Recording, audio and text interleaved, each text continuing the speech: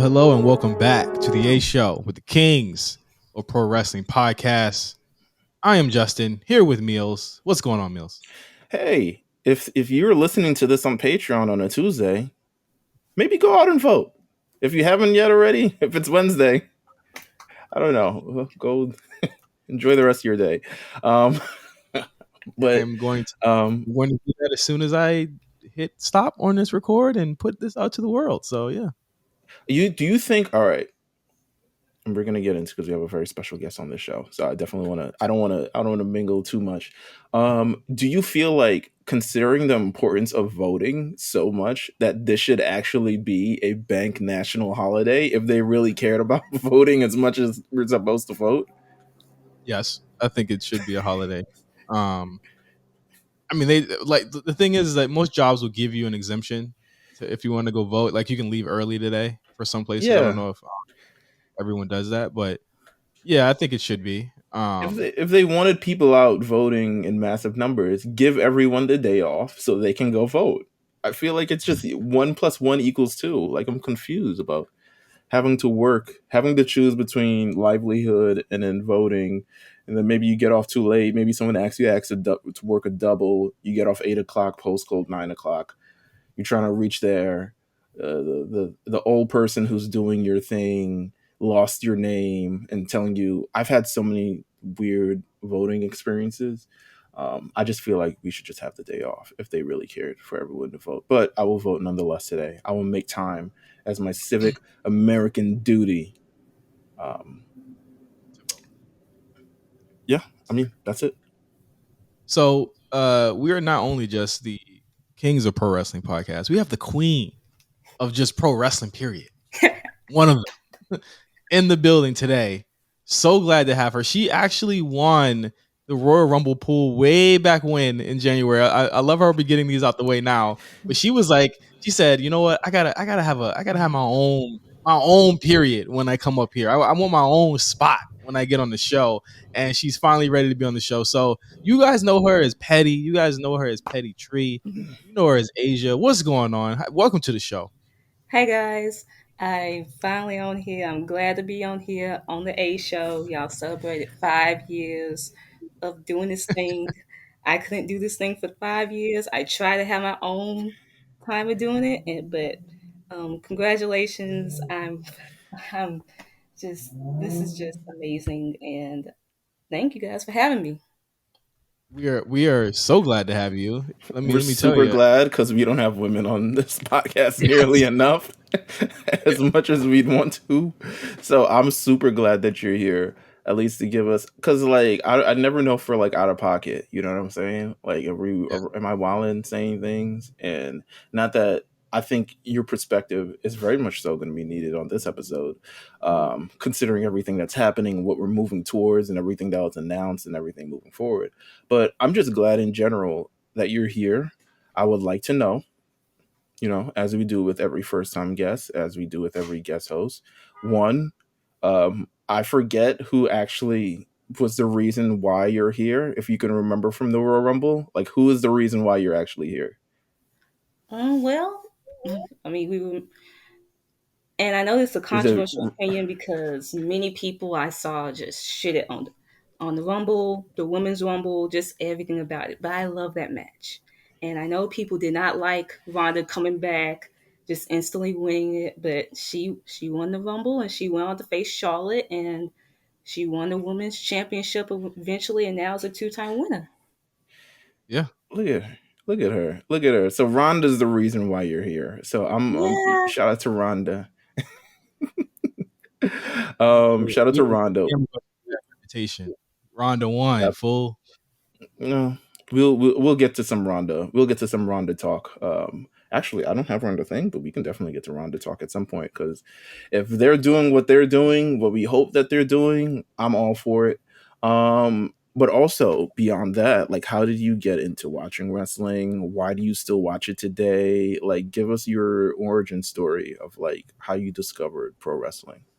Well, my mom and my uncle, they were the big watchers of going through the Attitude Era, watching WCW, all that stuff. And eventually, they had disc lying around of 2005 Royal Rumble, WrestleMania 30, wait, WrestleMania 23, all grown up, and SummerSlam 2005. And I watched all three of them, and I just found it so fascinating, especially from Edge versus Matt Hardy. And I just thought how, like, the feud itself, but not really the match, because the match was just short. And I was like, okay, that's not. But then you get to Undertaker versus Batista at WrestleMania 23, and I just thought, damn, this is just like this guy who is supposed to be the dead man coming out. He just looked amazing in the presentation and how much of a barn burner of that match was. So I just thought, wow, like I just want to get more into it. And then the match that still that um really Solidified, yeah. yeah solidified it for me was Shawn Michaels versus Hulk Hogan, and how Shawn was just selling and bumping for him, like just over the top. Just he didn't give no fucks about it. Like I didn't know why he was just bumping the way he was, but he was just going over the top.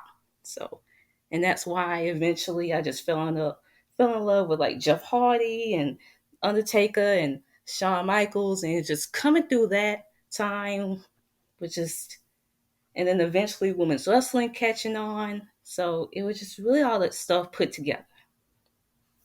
Yeah, that I mean, you were like a fan in like some of the bad times, some of the good times, and you stuck with it when the women came in. And Yes. one thing I always remember, from you when I first saw you on Twitter was you were just such an advocate for women's wrestling and very much a realist about like what to expect and what we need to do in order to like really support these people. And whether that was popular or not, I can always remember you being the person to be like, yo, like you guys are thinking of this the wrong way. You got to think of a bigger picture.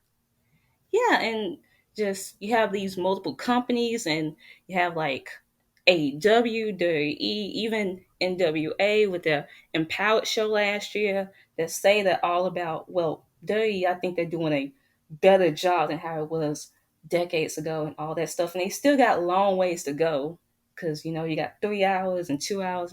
But if you say you're all about women's wrestling and you think women's wrestling is great and it's money, then put your money where your mouth is. You shouldn't be in a company where or a promotion saying you're going to do this and you believe in women, and or you're being fake. Like, go all the way in.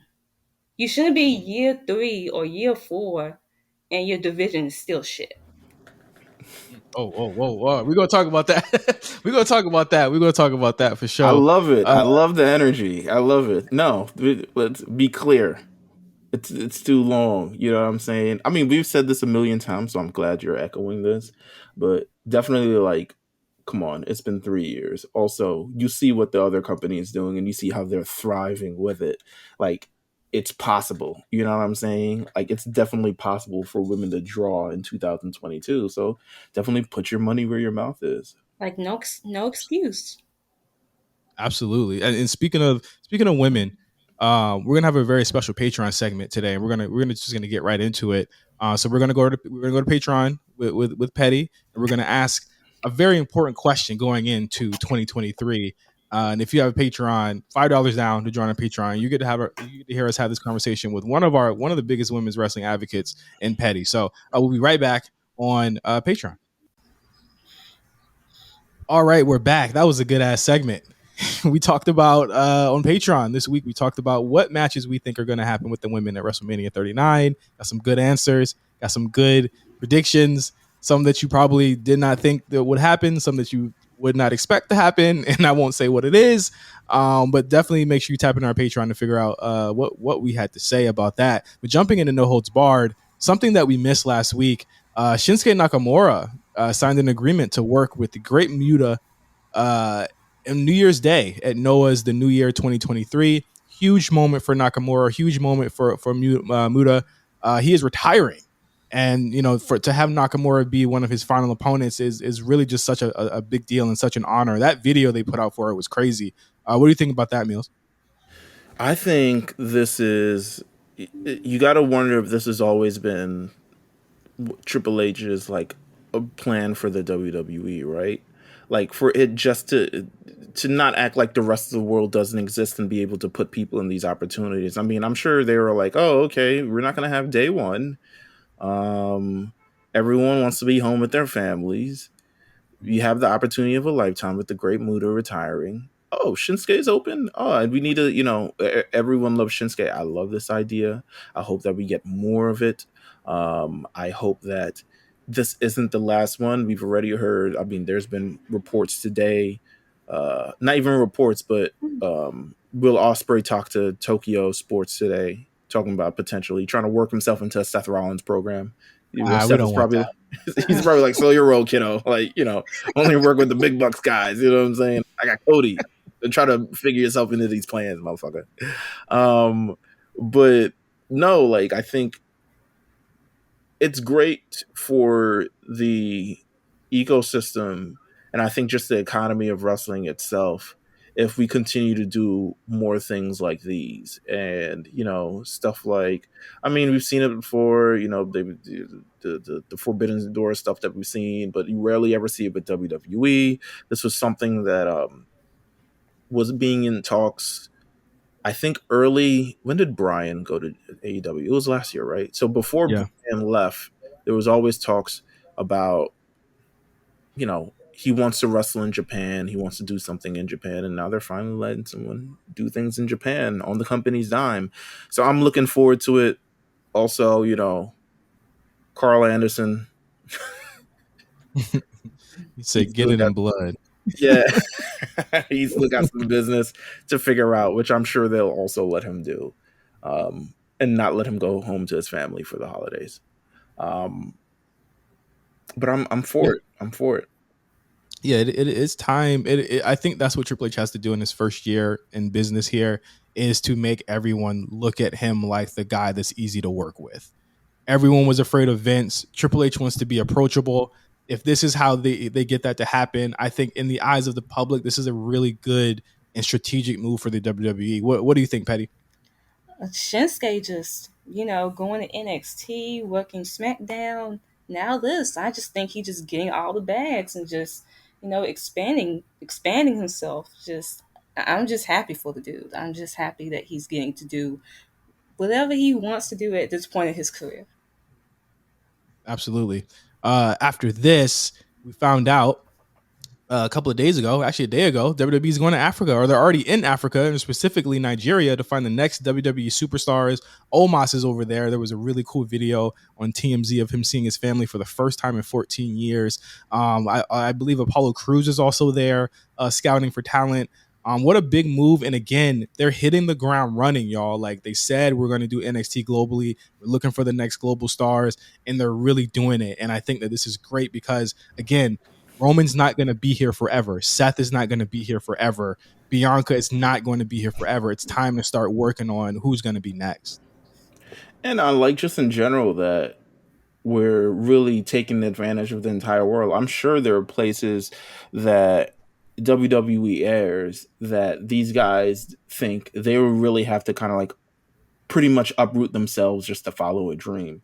And just to see that WWE is kind of like coming out there for them, it could be the opportunity of a lifetime. I mean, this is like the opportunity that I remember something similar happened with Joel Embiid. You know what I'm saying? NBA is out there. They see him as this elite athlete. He comes over to the United States, and now he's damn near MVP caliber NBA star. And I think there are definitely different opportunities around the world. If they do NXT Africa, I'm tuned in because I just got to see I got to see how the people in the motherland get down. You know what I'm saying? I got to see Triple H eating jollof rice would be definitely something to see. I got to see who's gonna be the GM of NXT Africa. R-Truth. That would be like who's the guy? Who's the guy on from ROH? Prince Oh, somebody. Prince Nana. Prince Nana, baby. Come on. You get the bag and be Oh man, NXT GM of NXT Africa. Come on. You can do he's that. a, he's a real prince. He's a real one. No, but I think it's amazing. At least to just like continue to go to these countries and find these next big stars, man. It's incredible. Speaking of our truth tore his quad last week on NXT. What was he thinking? Because even when I saw it happen, I had heard that he had gotten hurt before I watched the show last week, and I was like, what was he thinking doing that move? All right, well, Asia, what was your thoughts on seeing this? Did you see it? I saw it and I just thought, man, like you just had like he just started appearing back on TV. He was on, Raw with that segment with John Gargano and the Miz, and he appeared on NXT with Wes Lee, and then he had a match with Grayson Waller, and he just does that move, and I thought, at your old age, you shouldn't be doing that. I know, he probably did the move beforehand, like he knows his stuff. It was like, dude, no, it just didn't work out right, and now he's. Tore his damn quad doing young man moves. And I love R-Truth and, his Bergen and rap career. I think he still premieres videos on World Star. But I love him and his Bergen career. Even at 50 years old, he's still grinding, still hustling, still doing everything that he is. But man, you had to. I'm gonna keep it a buck with him. He ain't getting no air on on that flip. Man, flipped over the top rope, landed right on the apron. I was like, all right, cool. All right. But you know what? We love R-Truth. We wish him the best in his recovery. I think even with a torn quad, he still has more charisma than half of the people backstage. So even if they have him hobble out on one leg, even if they have him in a wheelchair, even if they had him on crutches, he still definitely can be a part of the show some way. We wish him a speedy recovery. But young man moves. Don't do the jump into the split anymore, man. Come on, man. Father You gotta. Time catches up to all of them. It's catch. Absolutely. Absolutely. Absolutely. One more thing on No Holds Barred. Raw's 30th anniversary show was announced to be in Philly on January 23rd, 2023. There was a graphic released. Raw is 30, but with the Roman numerals XXX, people got into a tizzy over this. Well, listen, I think it's good. It's a good logo. I'm not gonna lie. it's a teaser logo. I'm sure it's a teaser. I'm sure they're gonna spruce it up when they have to put it on USA or another network or something along those lines. Like, man, they're not gonna put XXX across, or can they? They can. Even They can do that. It's the okay. Roman numeral. It's not like it's good marketing, which is something that they rarely do. It's good marketing, and people got into a tizzy over it. I'm excited for this show. Yeah, I think it's gonna be a fun show. There's no new AEW news other than we don't know about what's gonna happen with Punk. Hey, no news is good news at this point because everything there was got news. I'd rather not. There was like say what? I'd rather not hear about CM Punk for once during this week because I feel like ever since August we've been hearing about Punk this, Punk that, Punk this, Punk is suspended, Punk might sue, Punk. For once, I'm glad we have not heard anything about him. So you know what? I'll leave my thoughts on Colt Cabana for next week. Oh well, all right. So that was funny, but funny and not a ha funny, but oh y'all funny, like that. That was to me the getting fired on your wedding day, but right in front of you. Yeah. Essentially, he's brought back to television. I mean, I'm not watching, so I'm not. I'm watching Challenge, but he gets brought back to television, challenges Jericho for whatever the ROJ title is what he's calling it at this point, the Ring of Jericho, the Ocho. But he comes back, he challenges for the title. This is his first time being on TV. since Punk appeared on. This is why this doesn't make any sense to me. And I know we don't want to talk. We had our first little rundown, no holds barred thing without any major AEW news. But that don't. Y'all don't just the red flags don't be flagging when they come up in your eyes. Like the fact that this man was not on TV, and then Tony Khan said, "I thought it would be good morale for the roster." I'm like, nigga, you are the reason why he wasn't on TV. You own the company. It's not Punk's thing about why he wasn't on TV. You own the company. I don't think anything like that could ever happen in WWE, where someone could stop someone's bag immediately for like 18 months. That's crazy. If you a bag, you a bag. You know what I'm saying? Exactly. Crown Jewel was last weekend. I had a blast watching this show. I'm not gonna lie. It's probably to me the best Saudi show that they've put on ever. You know what? I wouldn't agree. No, I would agree. I'm about to say I was I was bugging. like, yeah, wow. No. I would agree. They honestly, I think they've been getting better and better as they go out there. I think the Saudi prince, who made his name known, made his face known, man was out there schmoozing, taking pictures, doing all these Awkward. other. Very awkward. That man was out here. He was like, "Let me get a picture with Bianca. Oh, you're so beautiful. Like, do you have a husband? Do you know how much money? How much does your husband make? I'm the Saudi prince. You want to be princess of Saudi Arabia too?" So it was a lot of that, I'm sure. She's like, "No, thank you. No, this is all shit I made up in my head." Crown Jewel was amazing. Let's talk about Crown Jewel. Absolutely. Let's start off at the top with the women. Damage Control defeating Alexa Bliss and Asuka for the women's tag team titles. I thought this match was a banger from start to finish. What did you guys feel about the title changing hands again? It seems as though they won them on Monday just so they could get to Saturday and do this, which is fine. But I thought it was a way better match than they had on Monday, to be honest. I agree. I was really impressed with Alexa Bliss in this match. Like the way she was working, just I don't know. It feels like ever since coming back for her, she just wants to remind everyone that she's here in the women's division and that how I just really like this match. And you had Io and Oscar having to go at each other, and Dakota, she's having her character work. I just think this match was a very good tag team match for the women's tag team titles. And I know the discourse when it comes to Damage Control and the women's tag team titles, but those titles are actually feeling important compared to how they were months ago. That in the main events, defended on pay-per-view, they're going to be involved in like the women's war games. It's just, I feel like they're doing right with these titles compared to how it was like months ago and years ago and all that stuff. Absolutely. No, I agree. I said it last week that I felt like the titles were aimless, and now it feels like something where they're you know what I'm saying, people want these titles and they're being passed, not passed around in the bad way, but there are people that are thinking of it and people are getting reins with it, and I think that they've been made to be a lot more important than we've thought that they were in the past.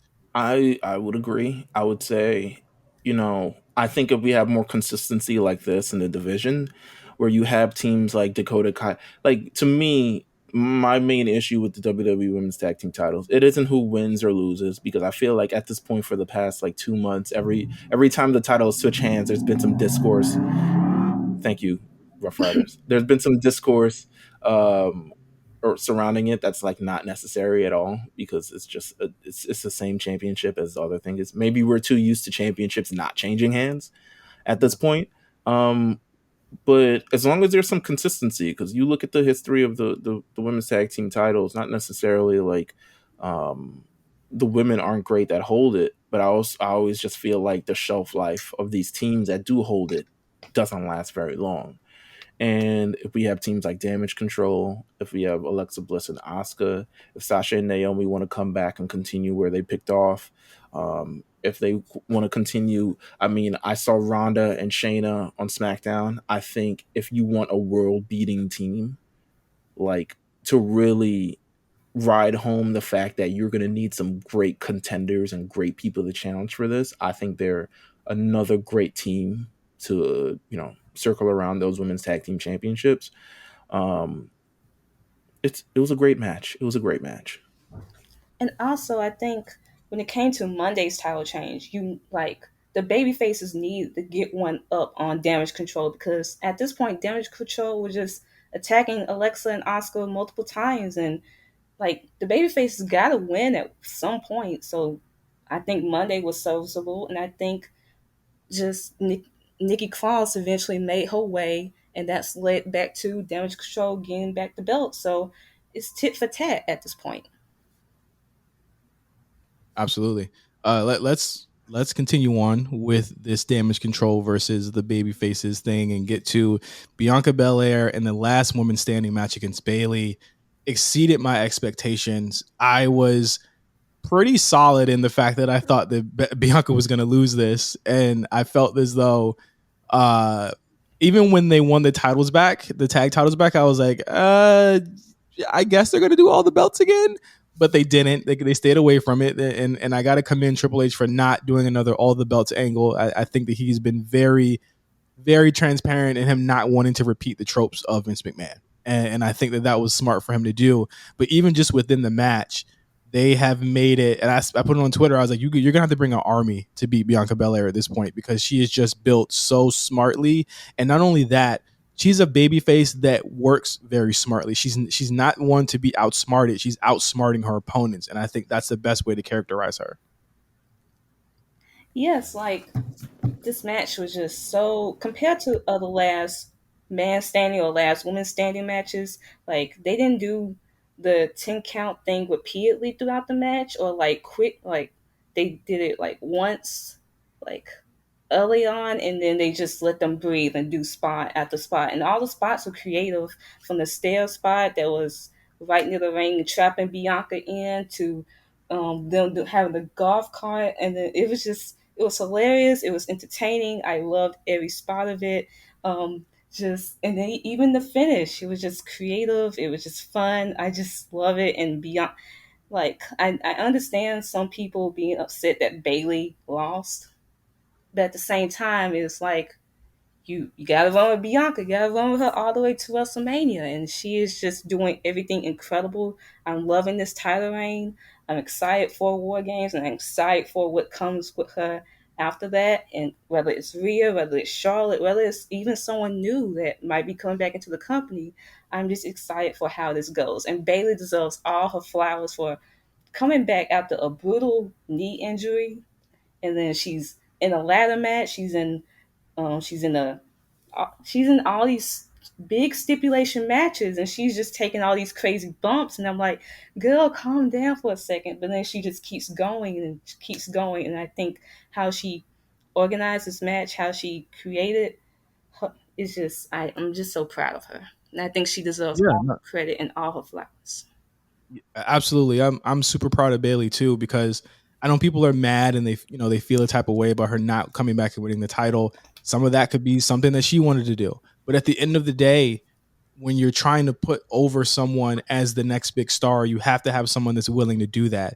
And the only people I feel like in the women's division who have done that or felt like they would do that has been Becky and Bayley, Yes. and that has been to the advantage of Bianca, giving her these great moments, giving her these great matches, but also giving her so much and making her look as though look the part.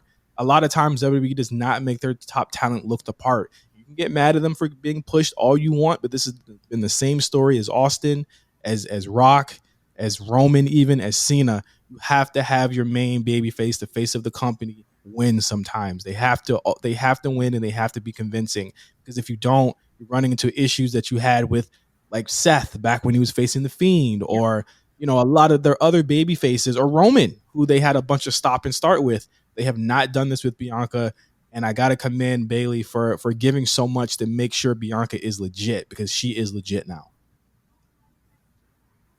Go I would ahead. just like to say, nah, I was a big fan of the match, especially the golf cart thing. I think there was so much stuff that I think now the women are giving so much more. Like to see on a card that also had a Roman Reigns versus Logan Paul, right? And the lengths they've done in the past, and us hearing reports back. I mean, during Like for instance, like Survivor Series, like last year or the year before, where Lana was just like they weren't able to do the spots that they kind of wanted to do because they had to save them for the men's match, and to see that the women are getting so much, latitude to be able to fight on the stage, have props, jump off things, really get creative and use the full stretch, without being kind of like handcuffed by the fact of like we got Roman versus Logan and we can't have this match take over or steal the show from that match. I thought it was amazing. So Bianca and Bayley, they did well, and yeah, this won't be the last time you hear about them on this show. Absolutely not. After that, Braun Strowman versus Omos. I don't know what the general consensus was behind this match. I thought that Omos really showed a lot. I felt like, again, same way we said about Bayley, Braun gave Omos a lot in this match, even in defeat. You know what I mean? Like Omos looked the part of a big man to look out for. I've been so kind of over the Omos stuff for quite some time because I just felt like I'm just like what are they going to do with this guy? But I felt like there is really something there if you can make him a spectacle. And I thought I really kind of enjoyed this match.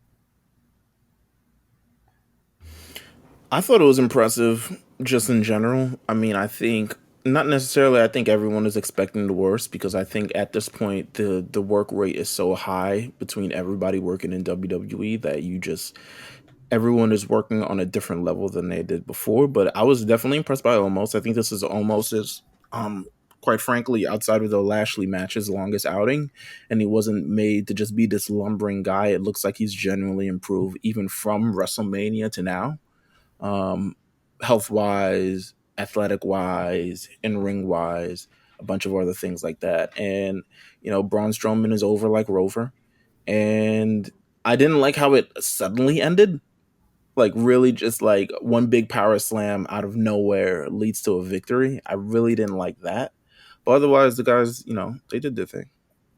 It's like a flash KO. It's like it takes one big shot to take him down. And I think that, I mean, it kind of works the same way kind of how it did with Lashley, is that Omos and most big men, the psychology is that they work really well when they're on their feet, but when they're on their back, they don't know how to get up. And that's why I thought that it was really well done, because Braun would know that. He would know that all he needs is one shot, one lucky punch, if you will, to take him out. And I thought that was actually kind of smart booking there. But I get that people don't like flash finishes, and that kind of takes away from like that drama of it. But I don't think that this is over with. And just like the next match we're going to talk about, Brock Lesnar versus Bobby Lashley, they've been doing a lot of really subtle turn type stuff in the past week with a lot of people. And I think the Braun and Bobby is some sort of course correcting that Triple H feels as though Bobby works best in a certain way and Brock should stay the way that he is. The match I felt was completely dominant. It was really fun to watch. I know the finish had people like scratching their heads. What did you think, Petty? This match felt like Brock versus Goldberg, WrestleMania 33 or Survivor Series. Like, it was just explosive out the gate, where Bobby just attacked Brock and just kept going at him. And Brock, eventually he got the suplexes going through, but it just felt like Brock was just dominated throughout the whole thing. And then Brock, he just survived. And it's just, I really like the match, but I don't like Bobby as a heel. I'm sorry. I just Yeah. rather keep him as a babyface going in, because early in the year he was over, and it's just, I mean, this eventually going to go into the next or later conversation with him going to Monday, but I just don't like him as a heel. But I get what they're going for with him and Brock, and this is going to lead to possibly a match at the Rumble or possibly Mania that he had him beat.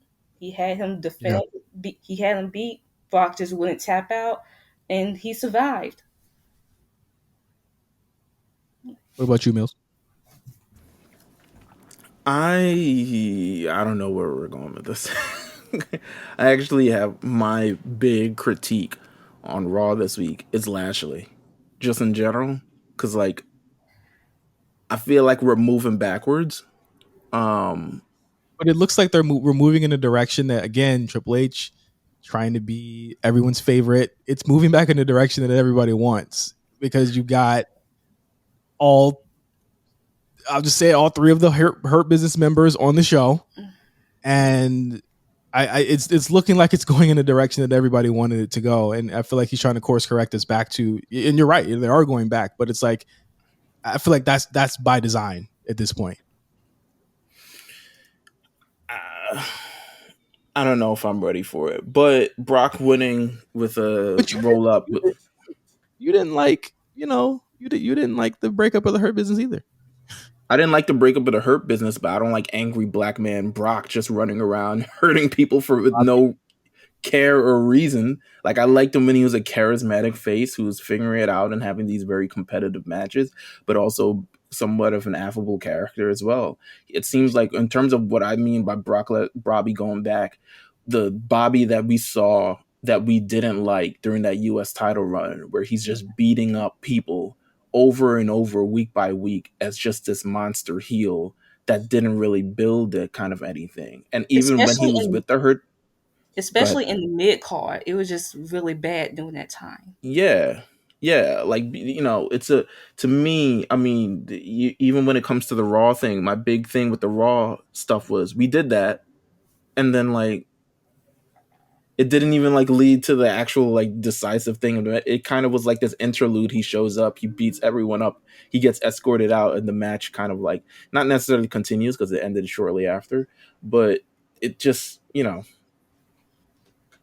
to me, I don't know about the direction with Bobby is in a heel and sort of fashion, as a heel at least. I'm gonna let it play out. I don't hate it. I don't love it, but I don't think it's bad. I think, again, if you're gonna do that turn that we're gonna talk about, then you got to do that turn. You know what I mean? It just for it to make sense. Quick hits: Drew McIntyre versus Karrion Kross. I feel like Drew, with a flu, gave Karrion probably his most enjoyable match in the company last Saturday. I'm not gonna lie to you. That was pretty good. I mean, for a steel cage match, it kind of reminded me of those old steel cage matches, to be honest with you. But I think it was pretty good considering all things involved. He had the flu, all types of other stuff. Like, it was really good. Yeah, people were upset that he escaped the cage. They said, "Get him away from this, please." I shut up. Like, like, they still gotta make Karrion. They need to have a mid card heel, bro. Karrion is gonna be that. I feel like the Saudi crowd actually kind of gave Karrion the heat that I feel like he's been missing in America. I think he should just he should wrestle overseas at all times, because they'll actually boo him there. Judgment Day versus the OC, super enjoyable match. Another strong victory for the Judgment Day. Usos versus the Brutes. Did any of you catch on any of those near falls for the Brutes in the Usos match? Yes. Yes. And then finally, we have the main event: Roman Reigns versus Logan Paul. One lucky shot. We saw a couple of lucky shots. Logan Paul, I think, surprised everyone, including Dave Meltzer, in terms of him being someone who only has 3 matches under his belt and was able to carry a match that went, at least, I think it went like 20 something minutes, a little bit over 20 minutes, with Roman Reigns getting his spots correctly. We later learned he tore his ACL and MCL and was still able to finish the match and do a dive off of the turnbuckle, because it happened mid-match, and finish the match. He's got to be one of the best celebrity wrestlers. I can't even say he's a celebrity wrestler. He is a wrestler now. Wouldn't you say?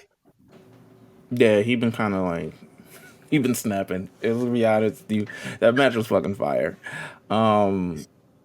It was not necessarily better than it had any right to be, but I think it just exceeded expectations in a way. I think we all, especially from the Miz match, you can see that there's definitely Logan Paul is, if there's any promotion for like this NIL thing and hiring actual former athletes to be professional wrestlers, I think this is kind of it.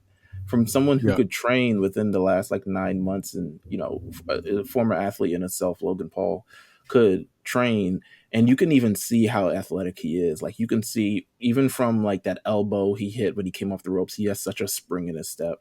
He has like he's incredibly athletic. Like, he's really, really good. and he showed out. He showed up. They put all the little, all the gaga, as they would say, was featured in this match, from run-ins with Logan, Jake Paul having a whole theme song to run into.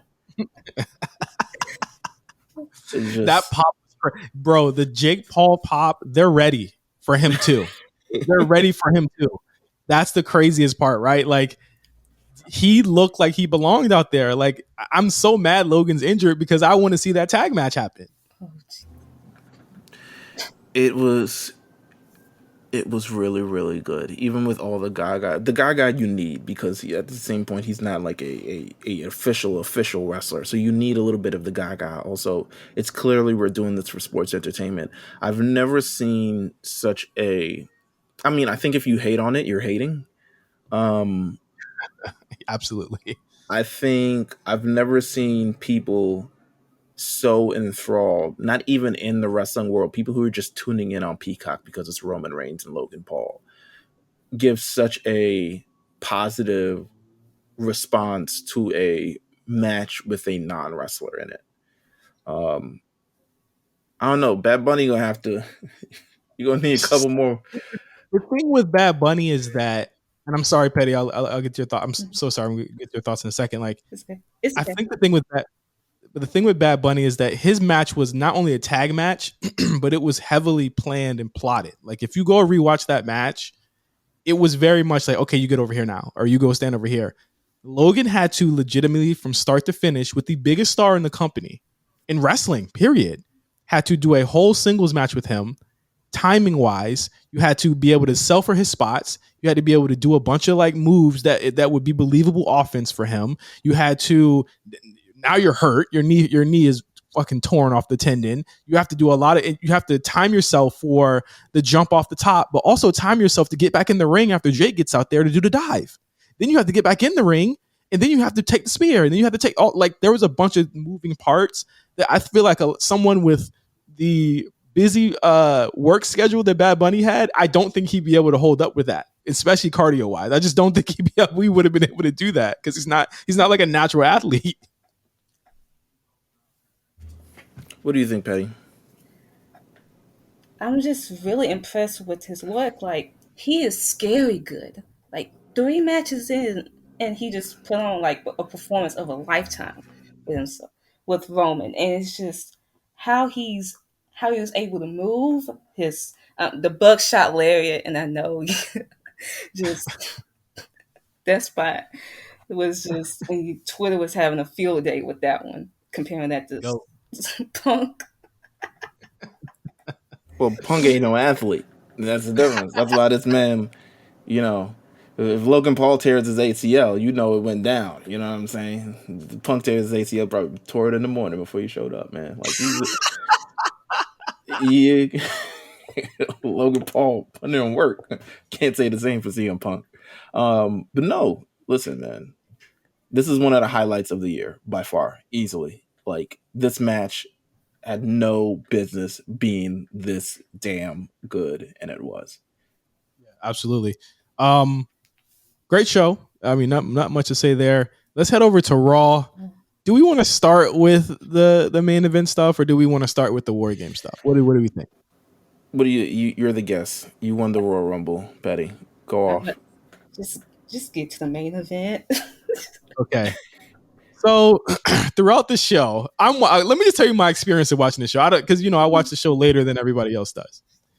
I'm sitting there on purpose, by the way, on purpose. Not that you can't watch it with everybody else. You just choose to not watch it with everybody else. I'm a star. That's why. Listen, I watch it later. I watch it when it's supposed to air on the West Coast. I'm sorry, y'all. And I'm like, damn, Seth really wants to do this open challenge, and he's really kind of like talking up the fans, and the fans are fucking with it for a weak crowd on Raw, for a good show, which I thought was a good show. They really fucked with 3 things on this show, and Seth Rollins was one of them, and they really enjoyed his whole promo. Seth comes out first before the 9:00 hour. He gets interrupted and he leaves, and I said, okay, so he might still be a heel because he didn't stand up with the OC there, so that's cool. He has no affiliation with either. Then he comes back out at the end of the show, and I'm like, damn, he's really like baby-facing it up right now. I'm like, did something happen between last week and this week? Because he totally kind of like goaded Bobby Lashley into this title. He won the title off for him, and he kind of like he bullshitted his way to the title. Hey, and man, then this was supposed to be, if there was supposed to be a moment for Ali, this was. Y'all don't like him anyway. That's my thing. Like no, I don't. I've we had our discussion on terms of like, I was like, is Ali supposed to be here? Like, really? Like, but he doing his thing. He got a little, background dancer braids and all this other shit like that. Oh my God. he just doing, living in an Ali world, doing Ali things, and like, hey, I'm the protagonist in my anime, and I'm, I want to fight you next, and gets beat up by Bobby, of course. So he gets beat up by Bobby, and then Bobby comes out, and I'm like, okay, Bobby's a lot. Okay. Then I notice, it's the double turn. The double turn is happening now. Bobby's frustrated. It seems to me, let's just get to that part now, because it seems to me, well, we talked about it earlier, but it's like there's a double turn here. So Seth is now looking like he's a tweener or a babyface, which they've wanted to cheer him. Like, let's just be clear. They've been wanting to cheer him for months now. Yes. They have. Even in the Riddle feud, they were clearly giving him babyface reactions. They weren't booing him when he was beating the shit out of Riddle. It's the song, it's the swag, it's the matches. It's impossible to boo Seth Rollins right now. My thing is right now, how do you bring back Cody? Because he's definitely not going to be a heel when he comes back. That's my issue right now with him turning face. I feel like we're not all the way face yet, so I'm gonna let it play out. If he is indeed a face, but I feel like we're not all the way there yet. So I'm gonna put the lipo on that one. Okay. So we get Seth gets put through a table. The match never happened. The open challenge never happens because Bobby gets escorted out. I thought, good moment. Match never started. He was wilding. They're not gonna allow the match to happen. Austin Theory comes out, and at that point, I'm on the edge of my seat. I said, because here's my thing: I still win, regardless of what happens here. I still win. If he beats Seth for the U.S. title, that's fine. You've cashed in on a mid-card title you've already had before, and it's also Triple H saying, let's just end this shit. We can't book around it. None of it's going to be believable. Fuck it. If he loses the cash in, I still win because the Money in the Bank is not in play anymore. He goes against Seth. Bobby comes back and beats his ass again. You think it's going to be a count out. He gets back in the ring, gets the stomp, and loses his cash in. I'm sorry, y'all. I don't think this is worse than Damian Sandow's. I just don't. I really don't think it's worse than that one. Okay. I still win. Regardless of what you say, I still win. Do you have any thoughts on this before I say anything? Asia, we still win. We still win. This was one 20-minute roller coaster ride, and I'm glad this whole Money in the Bank Theory thing is over because no one was going to take him seriously if he cashed in on Roman Reigns. No one. Everyone was going to expect him to lose. So for this to happen, for him to... It was just hilarious to see all of it play out. Hey, we can't let Meelz talk because he's going to say something that's not going to matter. I'm definitely going to say something different. Y'all never wanted him to have it in the first place. Okay. Why are you mad now? You never you were mad when it happened in July. Yep. You were mad when it continued. We had a cool, nice moment at Clash. We had a cool kind of moment that people criticized at SummerSlam. You never wanted him to win it. Punched in the face at Clash at the Castle. Yes, he got punched in the face at Clash at the Castle. And we said it on this very show. Showed up on NXT. Fucking way. Try to do something there. It turned around. I think that was H saying, "Does this look good?" He was like, "This don't look good either." They're whooping ass. I don't know about that. The European guys aren't happy. They had basically made him such a non-factor, and we brought it up. He didn't even show up on TV for a couple weeks. We never wanted this to be. I'm gonna let you talk, Meelz. You can't interrupt me. All right, go ahead. I'm gonna let you talk. You keep trying to interrupt me, and it's gonna make me talk more. All right. You never wanted him to have it. Why are you mad he doesn't have it? The Money in the Bank is, to me, a booking.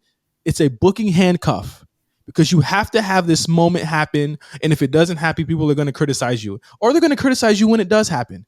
If the women don't have their briefcase and they haven't had it for 3-4 months now, why the fuck do the men still have it? This needs to be off the table. Everyone needs to have an even playing field. Theory does not need to have a top playing field because he's not getting reactions. People don't necessarily care about him. If he beat Roman for the title, that would be a Vince level overreaction, and I think people would have hated that. I kind of get he cashed in on the mid card title, but at the end of the day, if it gets it off of him, who gives a fuck? Who cares? Because at the end of the day, the briefcase is gone. We're back to tier 1. We're good. Can I? All right. So here's the thing. Here's what you don't expect. I get 100% the logic behind all of this. I understand it.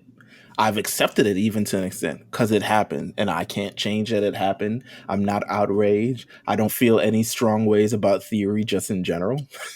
Like the mere fact that it happened to him is unfortunate, but he is 24 years old. He will be fine. If he shows up as Happy Corbin or shows up as Damian Mizdow, it'll be because something else went wrong in his career and not this.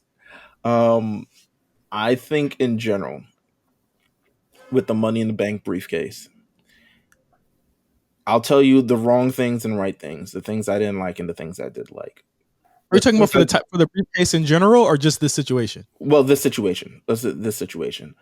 The situation I didn't like that he cashed in on a title he had already won before, essentially, and it wasn't the World Championship. Would he have lost if he cashed on the World Championship? Absolutely. Roman rolls deep. Absolutely. If there's, he would have got a spinning solo into the dirt. But I think I might have preferred even the logic of him trying and creating that villain arc than him underachieving and failing in that way immensely. I think over the last number of months, I've said it on this show, he showed he's had a lot of potential. He's gotten very much, he's gotten less annoying with the camera thing. Seems like he's speaking, a lot more with like force and vigor and all this other stuff like that. He's definitely speaking and, he's doing the best that he can with what he got. But to me, I think all of this they could have done another plan to get rid of this. However, I understand why this happened because the same people who put him in power is not here anymore. Mm-hmm. During any regime change, it's just gonna happen. This wasn't the direct. Someone gets promoted to VP of something, the actual director moves out the way. Then it was like, I don't really want you. I really don't want you here. So I completely understand why it happened. Triple H has no plans for Theory being the Money in the Bank holder. Not under his watch. There's nothing. It's not the best for him. He probably wouldn't have done it if he started work 3 weeks earlier. He probably wouldn't have done it. So I get all of that. I think personally, very kind of like stupid to do all of that, and this is the result. But you wanted to blow up the briefcase. I still would have blown it up on Roman. I would have had him attempt to cash in on Roman and him get his absolute ass kicked, and that be the end of that, just to save face of this man. There's let me finish. There is no non-embarrassing way to finish this for him if he loses. I do listen. I do have a question. Would you rather have Theory defended the Money in the Bank briefcase? We could have done that too, because they did it with Otis, and it was the right decision. And they did it with Otis because they should have never put it on Otis. They should have never put it on that motherfucker. But they did it anyway, and then they had to switch it. They could have very well. They had 7 more months with the case. They could have very well gave it to another person and had them use it down the line. I don't know how long this Roman Reigns title thing is going to be. It must be a long time if they're doing It must this. be a long fucking time if they're doing this, because they hit the we don't even want doubt looming over our WrestleMania main event. I don't want The Rock to think he's going to get cashed in. I don't want Roman to think he's going to get cashed in. I don't want any doubt looming, period. So we need to blow this shit up. I think he could have just lost it to Roman. Lose it on Christmas. Something stupid. Lose the briefcase just in general. Have someone else take it off of him. Have Seth take it off of him. Who knows? I floated that idea. If you remember on the show, I floated that idea that Seth should take it off of him. And they went the other way. But as you said, and succinctly, by the way, the script has to change. The script has to change. Vince is not here anymore. And I feel like, and I've said this too on the show, I feel like H would have never booked this. He would have never booked Theory to have the briefcase. I don't think he would have had it in play for this long, and he needed to change. And I know that the way that they got there was ridiculous. It's probably the most ridiculous thing on the show. I absolutely agree. But do I give a fuck? Absolutely not. He shouldn't have had it. He work for it. You need to work for it. Let me ask you both a question. If Vince was still here, does Theory win the world championship? Absolutely. Without you even finishing the sentence, he would have won the world championship, and we would have hated it. It would have been some convoluted way of like somebody attacking Roman, probably Bobby, probably someone on that SmackDown roster attacking him, and then Theory just comes out and just cashes. Mm-hmm. It would have happened, Meelz. You know it would have happened because that was his project. And the thing is, if it didn't happen on Roman, he would have did it to Cody. He would have did it to Seth or someone who we wanted to see win the title. Exactly. Like it would have been somebody that we would not have wanted to see that happen to. And one thing I will say, hate it or love it, the course corrections on these shows they've been sweeping and they have been very large. And we've seen it with certain talent. We saw it with the 24/7 title this week. There's been a lot of shit that's going on that Triple H is like, I'm not doing that no more. And I got to respect it. I got to respect it. War Games is happening. Bayley recruits Nikki Cross for Damage Control. I just mentioned this. Nikki wins the 24/7 title from Dana, throws it in the trash. I'm fine with it. R-Truth can't even walk. Why do we still have this right now? That's funny as fuck. Can't even walk. Reggie is nowhere to be found. Why do we have this title anymore? Well, we're gonna see. We're gonna see Reggie soon, but on a different show. Yep. Hey, Petty's on it. Petty's on it. Petty Scoop. Hey. If you know, you know. I'm looking at you right now. I know we got the same eyes right now. I know what you're talking about. Yeah. Listen, can't spell scripts without Crip, but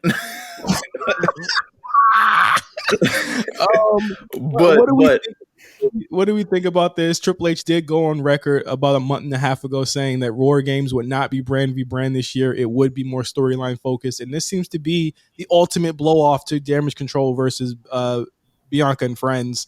And we started it this week. Are we excited? Are we happy for this? I think we've called it.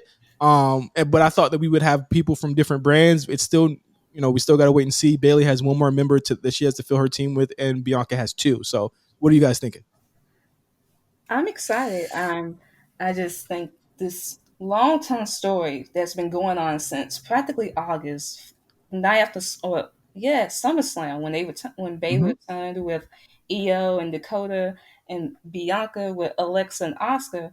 It's just been leading all the way up to this. Just been chaos and titles and just, it feels like Damage Control just trying to take over the division, but Bianca's not letting it happen each time. It's just all this is heading all the way to War Games. And yeah, you have Nikki Cross, who's now put herself into the situation of costing Alexa and Asuka the titles, just getting involved. Seems like she might be going after Alexa. It's just all this. It's just, I'm excited. Just the first ever women's War Games on the main roster. Absolutely. What about you, Meelz? Hey man, I saw Io Shirai once put a trash can on her head and jump off the side of the War Games cage. To say I'm not excited is an understatement. She moons. I She Whoa, moons. whoa, whoa, whoa! To say you're excited. To say oh you're sorry. excited. To say I am excited is an understatement. Sorry, I'm bugging. Um, I personally don't like the format of War Games matches because we got to wait till everyone comes in the ring for it to actually start. But I'm looking forward to this. This is main roster. It's the first time. I love that the women will get the first announcement of it, as opposed to being the men first and then the women is like, well, I guess we got to do it for the women too. I love that the women got the first announcement, the first crack at it, the first reveal of it. Um, I'm looking forward to it. I want to see how these teams fill out. Like I said on the Patreon, no matter who they got booked initially, I am predicting that the boss will be in this match. Now, I don't know if she a model now. I don't know if she wanna be wrestling in these War Games matches. Be really tussling with them. You know what I'm saying? Meteor is off the top. I don't know if she can do that. But you know, it's War Games. I'm excited. Let's stick Oh, with the and women here. also the 24/7 title thing was hilarious to me. I thought that was funny as fuck. Yeah, I'm fine with it. I'm not gonna get up in arms about this fucking title at all. Triple H told NBC Universal, eat a fat one. I'm not doing this belt no more. So and I fuck with it. Let's stick with the women. We got a big return this week. It was rumored last week, and it happened this week. Mia Yim returns to the WWE to join the OC as the equalizer for Rhea Ripley. What do you guys think about this, Petty? I think this is a great move. That I I was just I love Mia Yim. Like she is Mm-hmm. an incredible talent. I thought she got a very bad shakeup within her like main roster run last time with Retribution, and just she never competed, or did she ever compete when she was the Reckoning or whatever the hell she was called? I She think she did, had, and she had a yeah. very embarrassing "my mask is falling off" Yeah. moment. And then the scream moment where she was screaming for some strange reason, and then Yeah. she was off TV again, and there was rumors that she was getting rebranded and would come back as Mia Yim when Tegan and them got called up, but she got released. Yeah, that was just awful for her. So I'm glad she went back to Impact and got to like reestablish herself and have all these amazing matches with Giselle Shaw and Jordan Grace and Mickey James, and just came now has come back. And I think her and Rhea Ripley would be great because it helped Rhea get reintroduced into the Raw Women's division, and they never Mhm. had a one-on-one match as far as my knowledge. So I'm very excited for this. Absolutely. No, I, I was happy for her. Yeah. she took the long route to get here, and when I mean the long route, I mean the long route. So I'm happy she finally gets to debut. She finally gets to be Mia Yim on the main roster. She finally gets to live and kind of like wrestle and be active on Raw and or SmackDown, which I'm sure is a dream because she's been everywhere else outside of I Mhm. guess AEW at this point. But and thank God. But Yeah, we're not just done. had to put it in. But I'm glad she's here, and yeah, shout out to Mia Yim. Um, History will be made this week. Put your bets in. I'm pretty sure we already know who's going to win this. But undisputed tag team titles. Usos are having a date with Destiny against the New Day on Friday. They had a pretty good promo to open the show. I wish the crowd was familiar. I don't even think they've ever been to the city before. I had never heard of them being in the city before in my life, and they should never go back. But they had a great promo, and people were really upset at the normal interrupt the promo thing, which was ridiculous, but they led to Riddle coming out and them having a 6-man tag with Riddle and the New Day versus Solo and the Usos. Riddle got to read the room. Oh God. But here's the thing. Here's the thing. I also felt like they were going around in circles as well. So someone just Riddle, just go the fuck out there, because these guys are going to be listing how downtrodden they are for the next 5 minutes, and we just need someone out there to make their bongo jokes. We need to set up this tag match. Did people expect them to riff for a fucking 30 minutes uninterrupted on a wrestling show? Like, come on now. I do think this kind of shows that Riddle is like, he's directionless right now in Raw. Like, Yes. he needs something, and I don't know what it is. But without Randy Orton, like, whether they're going to go into a feud or a program whenever Orton gets back, right now he's just directionless. He got kind of nothing to do. He can't feud with Seth again, or I mean, unless he's going to be teaming with Elias. It's just so. And you got to put him on the show. You can't just leave him off. He is a star in his own right. So, Yeah. So I mean, I was like, okay, why is he here? Does he really need to be involved in this? But at the same time, the match was great. It was. It really was. It went like 4 segments. I think it was like the whole first hour. 4 and yeah, exactly. Like it was very long. But I do agree, Petty. I've been saying the same thing too. Like with Randy versus Riddle seemed to be the direction that they were going to take, and I think that they're still holding out hope. And I think that what they're doing with him now is them holding out hope that Randy will be okay and that he will be back. I think the moment we see Riddle do something else is the moment when we can say, okay, Randy is going to be back for a while. And I think only WWE and Randy know when he'll be back. But, with Riddle, it's like you re-signed him earlier this year. And I know you didn't re-sign him for a little bit of money. And you got to do something with him. I would think that, honestly, if you're not going to do anything with him, have him change shows. I think that he was on Raw because he was just such a problem child on SmackDown that they had nothing for him. I think if you put him on SmackDown, I think that's a good way to recharge him. You got Gunther there. You could do some stuff with Nakamura with him there. With you got Santos there. LA Knight, absolutely. Santos is there. To me, Riddle has done everything he could do on SmackDown. He's faced the big guys. He's faced the Lashleys, the Rollins, all of them. There's definitely something there with him on SmackDown if they can find a way to get him there. So I absolutely agree with you there. What do you think, Meelz?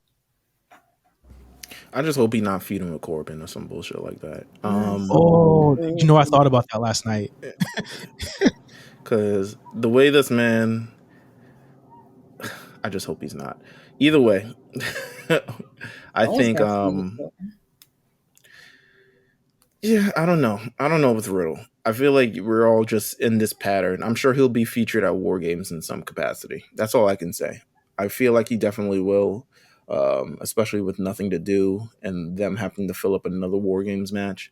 So I feel like he'll be somehow centered in that men's War Games match, especially with this him taking the spinning solo so hard from Solo Sikoa. Last thing before we get out of here, Johnny Gargano versus The Miz, banger last night. But one thing I think they're getting right with Johnny Gargano is that he's really good at this goofball over the top stuff. And I think The Miz is also equally as good at the goofball over the top stuff. And there's a lot of meat to this storyline. And I'm really enjoying it. I think they finally found it where it's like, okay, Johnny, we know you're the wrestling guy, but you also have to be a character too. And I really enjoyed the segments last night. I mean, at least The Miz won is all I'll say. At least you don't like him being exposed? You don't like him being exposed? I feel like he's not. I feel like this is. Why would The Miz ever agree? Oh God.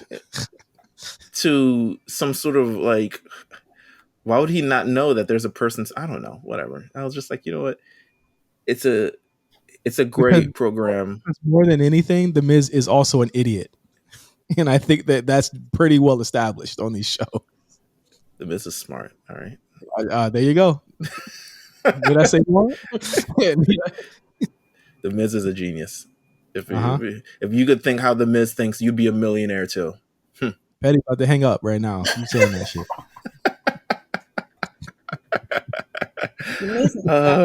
Business. To just say what? The Miz needs to stop telling his business to just random people. This is how Hollywood works. He tells everybody he got big balls. I don't think he's gonna stop that anytime soon. You're probably right. We'll go off. Again, Johnny's taking the losses that I think he needs to take. I mean, you couldn't avoid the Baron Corbin one. I think just the way they're pushing him. I don't think they should have did that match that early though.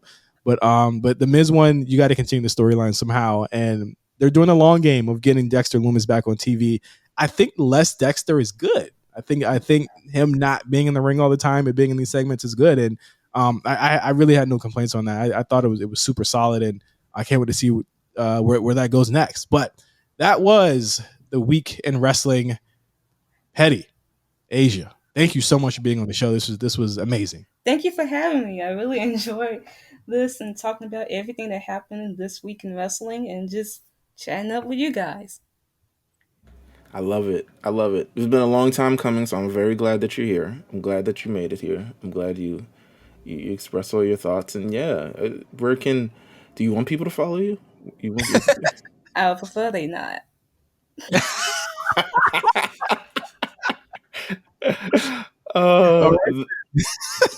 Follow us at OG Johnny 5 and at Meelz TV. Petty, we love you so much. You sound great. You know, you're one of my favorite people in the world. I'm glad you did the show. Next week is going to be an interesting show for the H. Yeah, this might be a filler episode, guys. And it's not going to be a filler episode. All right. A filler episode. I'm just going to say that we're not going to do any details because we got to fully confirm everything. But Justin has another excursion to be on.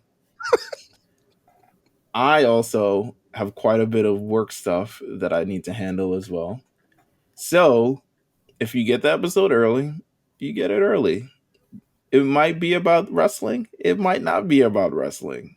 But we've done this episode too many weeks in a row to stop now. So, exactly. We can't just not do it. So we made a commitment to you guys in blood. So there will be a new episode this week, but stay tuned on what the episode will actually sound like. But yeah. All right. Thank you guys for listening. For Meelz and Asia, I'm J5. Peace out.